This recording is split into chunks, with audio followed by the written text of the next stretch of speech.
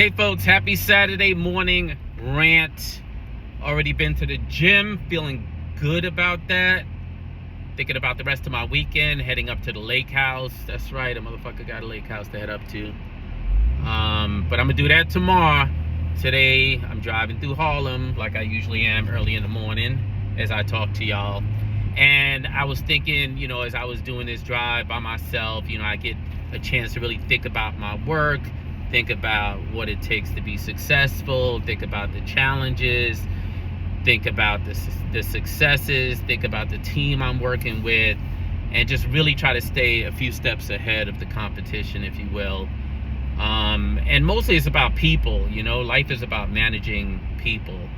And if you can't manage people, you can't really build anything. Like, you can have someone with a tremendous amount of skills come on board to work for and with you, and if they got stuff going on at home, if they got stuff going on in their lives, if they got stuff going on at work, and they don't know how to navigate it, and you know how to navigate it, and you can talk them through that, support them, invest in them, manage them, then you could build almost anything. I mean, people keep asking me, how do I build shit over and over? I just hire really smart people, pay them well, and invest in them, and give them the space to grow and make them feel good about what we're doing together. That's like 80% of the secret, and get your ego out of the way. Like, yeah, there's a lot of things I can do better than people on my team. There's mostly things I could do differently than people on my team.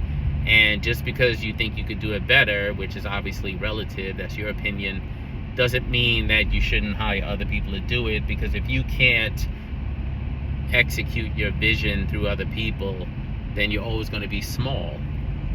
So speaking of small, I'm reminded of when I was small and when I used to go to the circus. Bear with me for a second. When I was young and I used to go to the circus, I used to be all excited to see the lions and the clowns and the animals and the acrobatics and the tightrope walking and all the other shit associated with going to the circus. And at the same time, like, when you think about the circus, just because when you get there you spend a couple of hours and you see what looks to be magical as a young person, it's easy to forget that there's a whole lot that goes into a circus, more so than just the actual performance itself. And what are those things? Like facilities, right? Like, somebody's got to find a location for the circus. Somebody has got to maintain that location. Somebody has to have a team of people that are making sure the space is safe. There's operations. Like, somebody's got to be responsible for all the things behind the scene, all the paperwork, all the things that most of us can never even imagine it takes to actually build and execute a circus. Operations are important. HR, clowns got to get paid. HR is important. People, as I said, you got to be able to manage people, and being able to manage people is not just having HR, but having like a people and wellness person, someone who cares about people even beyond things like their health benefits and their insurance and their unemployment and the other things that people care about when they're at work, above and beyond their salary. And then there's all sorts of other things that you can't even imagine that it takes to run a circus. So you're probably like, why the fuck is this dude talk about a circus? I'm really not talking about a circus. I'm talking about nonprofits.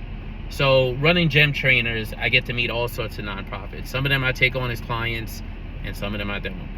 I get to work with who I want to work with. The team is really important in helping me decide who we want to work with, because there's just some folks that we just won't fuck with. But there's a lot of consistency across the board in people not realizing that when you go to a foundation and you got to get on your knees and give them that proverbial blowjob just to get that $100,000 and promise them that you're going to change the world. When you promise them you're going to change the world, please stop telling them that all you're going to do is hire clowns. Like, it cannot be just clowns. Like, you need operations people, you need HR people, you need facilities people, you need all sorts of people to be successful to build a nonprofit. And we do the opposite. Like, we literally build like these programmatic heavy organizations. And I get why. Like, I get that y'all get into this because y'all want to run programs. Y'all get into this because, you know, you want to see people get help. You want to change a law. You want to change a policy. I get all of that. And at the same time, like, if you don't have any infrastructure, you haven't really built shit. I always say, y'all hear me say this shit over and over. If you walk away for some shit and it falls apart, then you ain't really built shit. And trust me, I have walked away. Well, I've been pushed away from shit and it didn't fall apart. Why? Because before I even thought about helping a motherfucker, I thought about, one, paying myself. Two, having somebody feed the baby, development, fundraising. Three, you want to make sure you have admin support, because if you ain't got admin, you are admin. So all these things need to happen in addition to running programs. I'm not saying the programs are not important, but I am saying that you're fooling yourself to think that you're going to build this whole motherfucking circus with nothing but clowns. Got to do better. Got to think about infrastructure. And don't let these foundations talk you out of it. Tell them, capacity building, that's the language you want. Use that language. Overhead. When you put in for a grant, you want to make sure you have overhead. Take all those roles that are boring to funders that they don't really want to talk about and build them into your proposals. Like, build them into your budgets. So if you got $200,000 in overhead, in admin, in operations, in facilities, and you know foundations just want to fund the organizer, the social worker, the case manager, whatever, take that $200 and some thousand, divide that shit up across a bunch of fucking grants. But don't let these funders convince you that programmatic roles alone is what you need to build some shit, because all you're gonna be is a sad-faced clown standing there wondering what the fuck happened when everything falls apart. I'm saying, I'm not calling people clowns, I'm just making an analogy. Y'all get that, right? And you get the point, you get the lesson in this rant, right? That's really what I got for y'all this week. I was just thinking about being a kid and being in the circus. Love the circus. Love some nonprofits. Hate a place that only has clowns. All right, y'all. That's what I got for y'all today. You know, I hope y'all have a great weekend. I'm heading up to the lake house, chilling. Hope the Wi-Fi is working up there, but even if it don't, still got the lake, still got the motherfucking paddle boards, still got the fishing rods, still got the bow and arrows.